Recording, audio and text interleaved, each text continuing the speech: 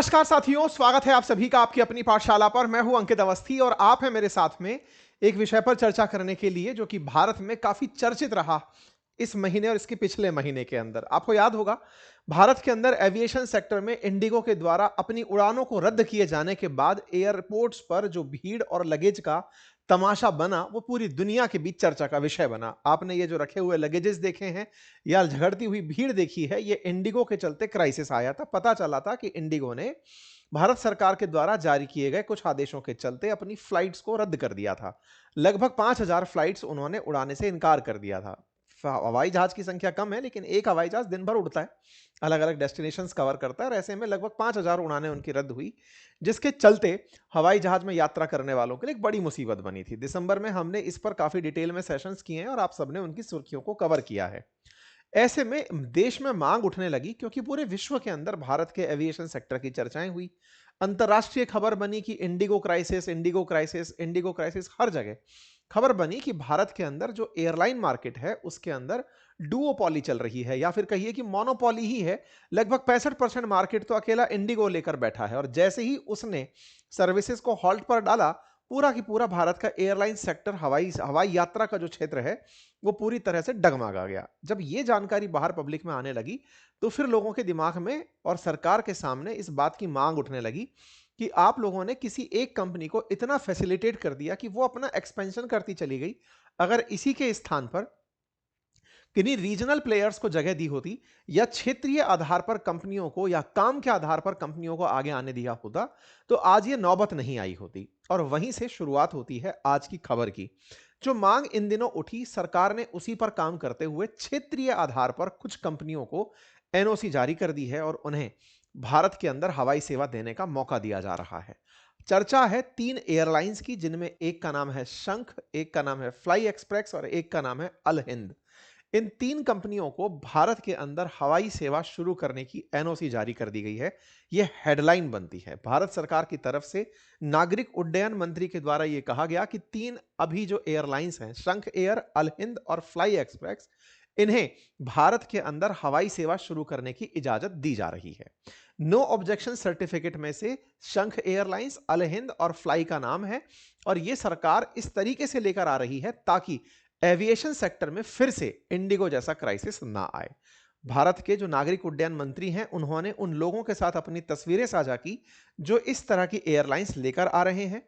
फिर चाहे fly air हो, शंख एयर हो या अल हिंद, इन तीनों के साथ तस्वीरें जारी करते हुए राम मोहन नायडू, जो भारत के उड्डयन मंत्री हैं, उन्होंने इस विषय पर जानकारी दी और कहा कि हमने 3 एयरलाइंस के साथ एनओसी जारी कर दी है। इनमें से शंख को ऑलरेडी एनओसी दे दिया गया है और अल हिंद और फ्लाई एक्सप्रेस को एनओसी इस हफ्ते के अंत तक मिल जाएगा।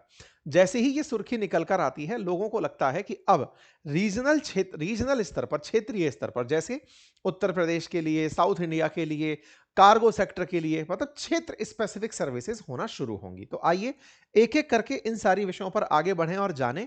सबसे ज्यादा इंपॉर्टेंट तो यही जाने कि ये कौन ग्रुप आ गए हैं। अल हिंद ग्रुप कौन सा है, फ्लाई एक्सप्रेस क्या है, शंख एयरलाइंस किसकी है, कौन व्यक्ति इनको शुरू करने के पीछे हैं, क्या कोई बड़े कॉरपोरेट घराने हैं या फिर लोकल स्तर पर उठे हुए लोग हैं, रीजनल प्लेयर्स हैं जो इस क्षेत्र में लंबे समय से काम कर रहे हैं, उन्हें अपॉर्चुनिटी दी जा रही है। आइए इस पर बात करते हैं। जैसा कि आप सभी जानते हैं, इंडिगो के संकट के बाद जो देश में सबसे बड़ी चर्चा उठी थी वो ये कि भारत ने एविएशन सेक्टर में एक लंबा इतिहास तय किया है, उसके बावजूद भी हम इंडिगो पर आकर कैसे टिके। भारत ने 1953 में नेशनलाइजेशन किया था, अपनी 8 एयरलाइन सर्विसेज को मिलाकर के एक बनाया था, इंडियन एयरलाइंस, आईएसी बनाया था। उसके बाद धीरे धीरे हमने अपनी सर्विसेज को ग्रो करते चले गए। 1991 के अंदर जब हमने बाजार खोला तो जेट एयरवेज, एयर सहारा, ईस्ट वेस्ट एयरलाइंस, स्काई लाइन, ये सब सर्विसेज देश के अंदर जुड़ने लगी। समय बीतता गया, देश के अंदर लिबरलाइजेशन हुआ, प्राइवेटाइजेशन हुआ, मोनोपोली जो सरकारी कंपनियों की थी वो खत्म होने गई। नई कंपनियों के अंदर air Deccan, spice jet, Indigo और गो एयर जैसी कंपनियां शुरू हुई।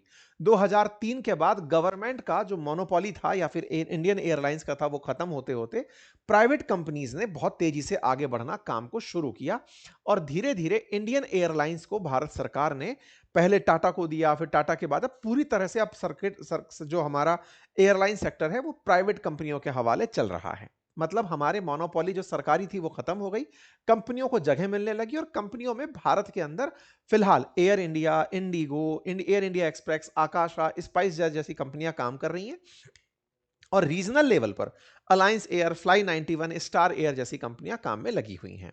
भारत के एविएशन सेक्टर में सबसे बड़ी कंपनियों के रूप में इंडिगो का नाम निकल कर आता है, जो कि 65.6% यात्री भार ढोती है। देश के अंदर जितने यात्री हैं उनका 65.6% इंडिगो वहन करती है। नंबर से देखें तो 405 इनके पास हवाई जहाज हैं। जब आप इतना बड़ा नंबर सुनते हैं, हवाई जहाजों की कीमत के बारे में पता चलता है, एक एक हवाई जहाज हजार हजार करोड़ के हैं। ऐसे में 405 हवाई जहाज हैं तो सोचो कंपनी का कितना बड़ा वैल्यू होगा। फिर आप जब टिकट खरीद रहे होते हैं तो टिकट के अंदर आपको दिखता है कि 5 4 5 हजार से कम तो क्या ही टिकट होता होगा, एक एवरेज 3 हजार का भी पकड़ लो तो 65% देश की कुल फ्लाई का, जिसमें कि 1.4 करोड़ हमारे डोमेस्टिक फ्लायर्स हैं, उनका 65% अगर ये लेकर के चल रहा है तो इसका मतलब एक बड़ा नंबर ढोते हुए एक कंपनी अपने स्तर पर चलती चली जा रही है। ठीक है, लगभग 1 करोड़ फ्लायर्स इंडिगो उड़ा रही है। तो भाई साहब इनके पास तो पैसा भी बहुत होता होगा। ये तमाम कैलकुलेशंस चलते चलते दिमाग में ये थॉट आती है कि देश के अंदर ऐसी कैसे स्थिति उत्पन्न हुई कि इंडिगो ने तो पूरा बाजार पकड़ लिया और बाकी लोग तमाशा देखते रह गए। तो इस सरकार इतना लेट क्यों चेती, अब उसके ऊपर चलते हैं। देखिए, इंडिगो का क्राइसिस आप सभी ने देखा, जो परिस्थितियां उत्पन्न हुई वो चर्चा का विषय बनी। लेकिन क्यों ऐसा होता है कि हमारे एयरलाइंस में कुछ ही कंपनियां काम कर पाई, ये एक बड़ा सोचने का विषय है। भारत सरकार ने इंडिगो को अवसर दिए हों, केवल इंडिगो को ही अवसर दिए हों, ये सुनने में थोड़ा अटपटा लगता है। क्यों? क्योंकि और जो कंपनियां चल रही हैं वो भी किसी ना किसी बड़े घराने से जुड़ी हुई हैं, और तो और सरकार खुद अपनी एयरलाइंस चला करके नुकसान में रह चुकी है। भाई एयर इंडिया जो थी वो पहले सरकारी कंपनी थी, सरकार ने बाद में उसे टाटा को टिकाया कि भैया तुम ही चलाओ इसको, हम नहीं चलाएंगे। तो ऐसे में एयरलाइन सेक्टर में ऐसा क्या है कि सरकारें चला नहीं पा रही, कोई चला रहा है वो पूरा पूरा बाजार ले जा रहा है, और भविष्य के अंदर भी चुनौती क्या बनेगी, आज हम उस पर चर्चा करेंगे जो आपको जानना अत्यंत जरूरी है। साथियों, ऐसा नहीं है कि इंडिगो को किसी ने प्लेट में परोस करके ये सारी सुविधाएं दी हों। आज इंडिगो बाजार की अगर टॉपर बनी है ना, इसके पीछे उसकी जो वर्क एफिशिएंसी है ना, उसका बहुत बड़ा कंट्रीब्यूशन है। असल मायने में इंडिगो एयरलाइंस हो या दुनिया की कोई भी एयरलाइंस हो, ये कॉस्ट इंटेंसिव इंडस्ट्री है। इसमें पैसा बहुत खर्च होता है धंधा शुरू करने में, और जो बचत है ना वो बहुत मिनिमम होती है। बचत बढ़ाने में वर्क एफिशिएंसी का और जो आपके पास रिसोर्सेज हैं उनके मैक्सिमम यूटिलाइजेशन का बड़ा रोल होता है। अदरवाइज हमारे देश में पहले पहले भी बहुत सारी कंपनियां चली हैं, लेकिन वो फेल मार गई हैं। जो हमारे देश के अंदर किंगफिशर जैसी एयरलाइंस, जेट एयरवेज, गो फर्स्ट जैसी एयरलाइंस फेल मारी, उसके पीछे के बड़े कारणों में है ऑपरेशनल कॉस्ट का ना निकाल पाना। अब ये क्या कहानी है, देखिए, इसको थोड़ा सा और समझने के ऊपर मैं आपको कुछ फिगर्स बताऊंगा, लेकिन उससे पहले अब तक आपके मन में जो 3 नई एयरलाइंस आ रही हैं उनके प्रति मन में जिज्ञासा बन रही हो तो थोड़ा सा उसे शांत कर लेते हैं, तब जाकर के ऑपरेशनल कॉस्ट की कहानी को आपके सामने डिटेल में लेकर आऊंगा। शंख एयर उत्तर प्रदेश की एक कंपनी है, एयरलाइन इंडस्ट्री में पहली बार आ रही है। 20 से 25 विमान लेकर के 2 से 3 सालों में ये रीजनल कनेक्टिविटी को बढ़ावा देने का काम करेंगे। इन्हें एनओसी मिल चुकी है। नोएडा को ये अपना बेस बनाएंगे, लखनऊ और नोएडा को, नोएडा में जेवर एयरबेस को। श्रवण कुमार विश्वकर्मा नाम से कोई व्यक्ति हैं जो इसे शुरू करने जा रहे हैं। बोइंग 737 और 800 एयरबस A320, इसके साथ ये अपना काम शुरू करेंगे और इनके द्वारा लखनऊ से वाराणसी, गोरखपुर, अयोध्या, इंदौर, देहरादून ऐसे क्षेत्रों को कवर करने का प्रयास किया जाएगा। श्रवण कुमार विश्वकर्मा इसके फाउंडर एंड चेयरमैन बताए गए हैं। इनके साथ अनुराग छावड़ा डायरेक्टर होंगे, कौशिक सेन गुप्ता डायरेक्टर मैनेजिंग होंगे। पर्सनल मतलब इसके अंदर अगर बात की जाए कि टोटल कितना कैपिटल इसके अंदर शंख एयर में लगने की बात आ रही है, तो लगभग 2100 करोड़ रुपए का ये कैपिटल लगा के इस काम को शुरू करने की प्लानिंग में है। फाउंडर का जो अपना पर्सनल कैपिटल है वो 420 करोड़ के आसपास स्टार्टअप फंडिंग से इसमें लगने वाला है। पेरेंट कंपनी का कमिटमेंट इसमें लगभग 1680 करोड़ रुपए का है, जो इसके फ्लीट एक्सपेंशन पर यूज होगा। इस प्रकार से कंपनी के द्वारा इस कार्य क्षेत्र में एंट्री की जा रही है। दूसरी कंपनी के बारे में भी जान लीजिए, अलहिंद एयर। ये केरल की एक बड़ी कंपनी है जिसका ट्रेवल में बड़ा काम है, और ये गल्फ में और विशेष रूप से सऊदी की हज यात्रा के लिए साउथ में जानी जाती है। 130 इसके रीजनल ऑफिसेज हैं। अल हिंद ट्रेवल्स जो है, इनकी वो बस सर्विस काफी फेमस है। इनका लगभग 20,000 करोड़ से ऊपर का टर्नओवर बताया जाता है, $2.4 बिलियन के आसपास का, और ये ट्रेवल के क्षेत्र से ही जुड़े हुए लोग हैं। और ये जब रीजनल कनेक्टिविटी के साथ साथ जल्दी ही इंटरनेशनल गल्फ कनेक्टिविटी के लिए सरकार से परमिशन मांगेंगे। इनका ग्लोबल प्रेजेंस काफी अच्छा है और ये कई देशों में जैसे Saudi, Qatar, Oman, Kuwait, Bangladesh, इन देशों में अपने ऑफिसेस ट्रैवल से रिलेटेड चलाते हैं। तीसरी कंपनी फ्लाई एक्सप्रेस है। ये तेलंगाना, हैदराबाद बेस्ड कंपनी है और इस कंपनी के पास में अपना कुरियर सर्विसेज का बड़ा काम रहा है। फ्लाई एक्सप्रेस जो है ये सरकार का जो अप्रूवल पाई है, इसको एनओसी सर्टिफिकेट इस हफ्ते तक मिल जाने का प्रयास है। इसके बारे में कहा जा रहा है कि ये अपना जो पुराना लॉजिस्टिक बैकग्राउंड रहा है उसे यूज करते हुए आगे बढ़ेगी। इसके पास में 15 साल से अधिक का एक्सपीरियंस है बड़ी सारी कंपनियों के साथ काम करने का, और ऐसे में इस कंपनी को अरुण कुमार पांडे डायरेक्ट करेंगे, आयुष पांडे इनके साथ में डायरेक्टर रहेंगे और ये कंपनी देश के अंदर ग्रो करने के लिए निकल रही है। तो जहां तक बात हो, हमारे देश के अंदर ये जो 3 कंपनियां आ रही हैं ये रीजनल प्लेयर्स के रूप में आगे आ रही हैं। अब मैं वापस आता हूं उसी पॉइंट पर जिसको मैंने बीच में छोड़ा था, जो इंडिगो से पिक कर गया था, लेकिन आवश्यकता थी अदरवाइज आपके दिमाग में कि भाई ये तो बता दो कौन आ रहा है, तो वो जानकारी मैंने पहले दे दी। तो सवाल ये है कि अल्टीमेटली एयरलाइंस की सबसे बड़ी चुनौती क्या है। जैसा मैंने आपको बताया कि मार्केट बहुत बड़ा है। मार्केट कितना बड़ा है? 2025 में $1 ट्रिलियन का मार्केट रहा। 2025 में $1 ट्रिलियन। देश की जीडीपी कितनी है? अभी $4 ट्रिलियन के लगे डगे हैं, है ना। $1 ट्रिलियन का पूरी दुनिया का वैश्विक रूप से एविएशन बाजार रहा। लेकिन इंटरेस्टिंग फैक्ट यह है, $1 ट्रिलियन के मुकाबले जो कमाई थी, जो बचत थी, वो कुछ बिलियन डॉलर थी। आपको जानकर आश्चर्य होगा, एविएशन सेक्टर में पर यात्री अगर इंडियन करेंसी में बात करूं तो लगभग ₹800 बचते हैं एयरलाइंस के पास। इतना ह्यूज इन्वेस्टमेंट और उसके बाद में बचत जो है वो ₹700 से ₹800 प्रति यात्री अगर निकल कर आए, जिसमें आप सभी तरह की चीजें, जिसमें रेट का सर्ज हो जाना, घट जाना, सब शामिल कर लें, तब जाकर के, और ये केवल इंडियन एयरलाइंस की बात नहीं है, विश्व की सभी एयरलाइंस, जिसमें वो तमाम महंगी airlines, Qatar Airways, Singapore, Emirates, सबको शामिल कर लो, मैं औसत निकाल कर आपको बता रहा हूं, एक यात्री पर ₹700 बचता है। और भारत तो एविएशन सेक्टर में कहीं खड़ा ही नहीं है। 1 ट्रिलियन के इस बाजार में हम लोग 50 बिलियन का डॉलर का आंकड़ा भी अभी तक नहीं छू पाए हैं। $1 ट्रिलियन का ग्रॉस रेवेन्यू था इस 2025 के अंदर, और जो बचत थी ना, नेट प्रॉफिट थी, वो $39.5 बिलियन की थी। 2026 में ये $41 बिलियन की होगी। पूरी विश्व की बचत बता रहा हूं। मतलब इसका जो प्रॉफिट मार्जिन है ना इस धंधे का, वो बहुत बड़ा चुनौती है। 3.9% जो आपने खर्च किया उसका 3.9% प्रॉफिट मार्जिन है। $8 के आसपास आप एक यात्री से बचा पाते हैं। अब दुनिया में जितने यात्री बढ़ेंगे, वहां से आपका, ये वो वाली बात है, एल्पेनलीबे ₹1 में मिल रही है तो बिकनी करोड़ों में चाहिए, तब जाकर मार्जिन बाहर आएगा। तो जितने ज्यादा पैसेंजर जुड़ते चले जाएंगे, उतना ज्यादा इसमें प्रॉफिट बढ़ना शुरू होगा। फ्लाइट्स को ऑपरेशनली जिस इंडिगो ने जो मॉडल क्रैक किया वो क्या था? एनी टाइम ऑपरेशनल रहना, पूरे टाइम समय की बचत के साथ चलना, ऑन टाइम चलने का रिकॉर्ड लेकर चलना, अपने पास जो सर्विसेज देने के लिए लोग हैं उनका ऑप्टिमम यूटिलाइजेशन करना। तो इंडिगो ने हर उस पैरामीटर पर काम किया जहां से बचत को बढ़ाया जा सकता था। यहां पर एक बात ध्यान देने की है, आपको जानकर आश्चर्य होगा कि एविएशन सेक्टर के अंदर जब रीजनल प्रॉफिटेबिलिटी की हम बात करते हैं तो यूरोप को सबसे ज्यादा प्रॉफिट होता है इस पूरे सेक्टर में। मतलब अगर पूरी दुनिया में नेट प्रॉफिट 39 बिलियन का है तो $14 बिलियन अकेला यूरोप लेकर बैठा हुआ है। मिडिल ईस्ट $28 बिलियन के आसपास, मतलब $14 बिलियन का यूरोप लेकर बैठा हुआ है। मतलब यह है कि जो अभी हम कह रहे थे $8 के आसपास का प्रॉफिट पर यात्री जो लेकर बैठता है, वो सबसे ज्यादा प्रॉफिट जो एयरलाइंस चल रही हैं मिडिल ईस्ट में वो कमा रही हैं। क्यों? क्योंकि उनके टिकट्स बहुत महंगे हैं। इनमें इतना खर्चा आता क्यों है? तो 2 बड़े कारण बताए जाते हैं ऑपरेशनल कॉस्ट और फ्यूल टैक्स। फ्यूल, तो ऑपरेशनल कॉस्ट फिलहाल जो है ना वो एयरलाइंस के लिए सबसे बड़ी बोटलनेक बना हुआ है।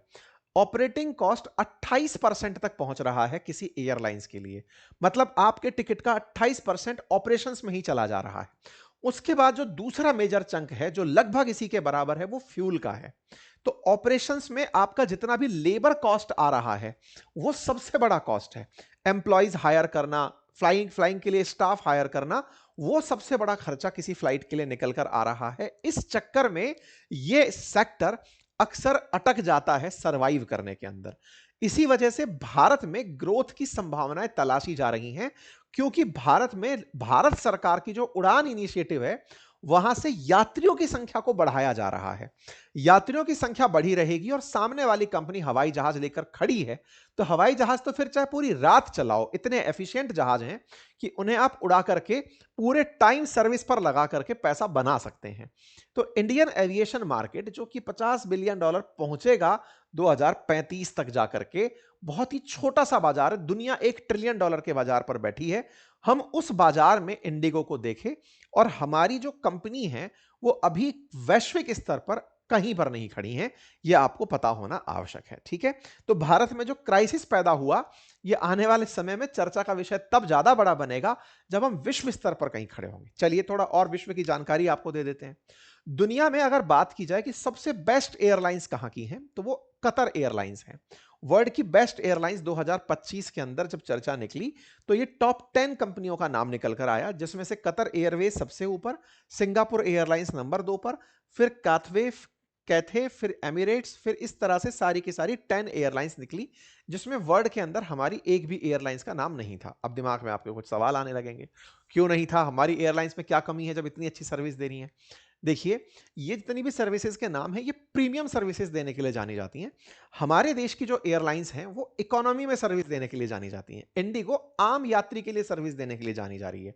वहीं कतर एयरवेज फर्स्ट क्लास के लिए, बिजनेस क्लास के लिए, लग्जरी के लिए, एमेनिटीज के लिए जानी जा रही हैं। मतलब यहां पर सुविधाओं के अंदर जिस प्रकार की मात्रा बढ़ाई जाती है, इसी वजह से तो पर यात्री ये $28 तक कमा जाते हैं और हम लोग $7 पर सेटल हो जाते हैं। ये समझने वाली बात है। ठीक है, इंडियन एयरलाइंस की अगर बात करें तो वैश्विक स्तर पर इंडिगो 39 नंबर पर आती है दुनिया की 100 टॉप एयरलाइंस के अंदर।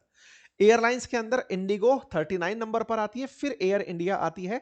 एयरलाइंस के अंदर अगर हम साउथ एशिया की बात करें तो air India express regional connectivity के लिए, एक देश से दूसरे देश जोड़ने के लिए एयर इंडिया नंबर पर आती है। ठीक है, तो हमारे देश में अब हो क्या रहा है, इंडिगो क्राइसिस के बाद में जो क्षेत्रीय स्तर पर लोग अपनी दावेदारी पेश कर रहे हैं, उन्हें मौका दिया जा रहा है। क्या लगता है सरवाइव कर पाएंगे वो लोग? तो देखिए, यहां पर जो नए प्लेयर्स आ रहे हैं वो पहले से ये समझ के आए कि ये कॉस्ट इंटेंसिव इंडस्ट्री है, मतलब बहुत पैसा खर्चना होगा और बचत बहुत मिनिमलिस्टिक होगी। बचत मिनिमलिस्टिक होगी और उसे करने के लिए ऑपरेशनली आपको बहुत स्ट्रांग होना पड़ेगा, अदरवाइज आप अपनी कंपनी को गंवा बैठेंगे। देश में बड़े बड़े दिग्गज इसे नहीं चला पाए, उसके पीछे का बड़ा कारण था वो ऑपरेशंस में फेल मारे। अगर ये कंपनीज जो देश को नई उम्मीदें दे रही हैं कि हम आगे चल करके देश में कनेक्टिविटी को बेहतर कर देंगे, वो ये समझकर उतरें कि प्रति यात्री आप 700-800 रुपए बचाएंगे जब आप इतना बड़ा इन्वेस्टमेंट करके आएंगे, तो पहले इस बात को और गहराई से समझ लें कि ये यात्रा में ये पैसा भी डूब जाएगा अगर वो लेट होना शुरू किए, किसी प्रकार की क्राइसिस में वो उलझ गए, कभी सर्विस डिलीवरी में देरी कर दी, किसी प्रकार की कोई डिलीवरी में देरी हुई, तो उनकी रेटिंग धीरे धीरे घटने लगेगी। ठीक है, सरकार फिलहाल एनओसी जारी की है, तो क्या अब ये कल से उड़ने लग जाएंगे? नहीं। अब इसके बाद में कुछ और चीजें होंगी, जैसे डीजीसीए से एयर ऑपरेटर सर्टिफिकेट लेना, फिर फ्लीट खरीदना, पायलट स्टाफ की नियुक्ति करना, मेंटेनेंस से जुड़े रूट नेटवर्क से जुड़ी सारी तैयारियां करना। इनमें अभी और महीने लगेंगे, 2026 के अंत तक हो सकता है आप इन्हें उड़ते हुए बाजार में देख सकते हैं। ठीक है, कुल मिलाकर यह है जानकारी। अब सबसे बड़ा चुनौती क्या है? क्या इतना एनओसी होने के बाद की प्रक्रिया करके भी हवाई जहाज आ जाएगा क्या? सबसे बड़ी दिक्कत यह है कि हवाई जहाज बनाने की कंपनियां दुनिया में कुछ फिक्स ही हैं। अमेरिका के अंदर और यूरोप के अंदर बोइंग और एयरबस जैसी कुछ कंपनियां हैं जो फ्लाइट बना रही हैं, अदरवाइज फ्लाइट हादसे हो जाते हैं जो फिर से चर्चा का विषय बनते हैं। ऐसे में उनकी सप्लाई टाइम पर हो जाए, ये एक अपने आप में और बड़ी चुनौती है। तो एविएशन सेक्टर भारत के लिए एक बूमिंग फील्ड तो है, लेकिन चैलेंजिंग फील्ड भी है। सरकार को इन सब चीजों में, चाहे भाड़े के अंदर, कीमत के अंदर कटौती भले ही की हो, लेकिन जो टैक्सेशंस हैं उसमें कटौती करनी होगी। नए प्लेयर्स को उठाने के लिए, बढ़ावा देने के लिए जितने भी प्रकार के सरचार्जेस वसूले जा रहे हैं, जो फ्यूल के ऊपर सरचार्जेस हैं, टैक्सेस हैं, उनमें राहत देकर के जिस प्रकार से रीजनल प्लेयर्स को मौका दिया जा रहा है, उन्हें इंसेंटिवाइज भी किया जाए कि आपको इतने साल तक फ्यूल पर इतने % का आपको डिस्काउंट मिलेगा। आपको इतने प्रतिशत का ऑपरेशनल कॉस्ट पर बेनिफिट मिलेगा, इतने परसेंट का आपको टैक्स बेनिफिट मिलेगा। इस तरह से हम हर सेक्टर में रीजनल प्लेयर्स को ला सकते हैं। ये एक बेहतरीन प्रयास है, ये हर सेक्टर में होना चाहिए। देश के विभिन्न क्षेत्रों के अंदर से रीजनल प्लेयर्स को अगर हम इसी तरह से लाए तो देश में जो ओलिगोपॉली चल रही है कि साहब दो ही लोग पूरे क्षेत्र को, सेक्टर को लीड कर रहे हैं, हम उससे निश्चित ही बच जाएंगे। फिलहाल के लिए इतना ही। जानकारी पसंद आई हो तो साथियों से अवश्य साझा करें। बाकी ईयर एंड सेल चल रही है, क्रिसमस का अवसर है, आप जाकर के इसका लाभ सुनिश्चित करें। हमारे अपनी पाठशाला पर सभी कोर्सेज, फिर चाहे आरएएस का कोर्स हो, जीएस फाउंडेशन का कोर्स हो, बिहार पीसीएस का कोर्स हो, सभी कोर्सेज पर फ्लैट 50% डिस्काउंट चल रहा है। आप इसका लाभ तुरंत सुनिश्चित करिए। एप्लीकेशन का लिंक कमेंट बॉक्स में दिया गया है। बहुत बहुत धन्यवाद।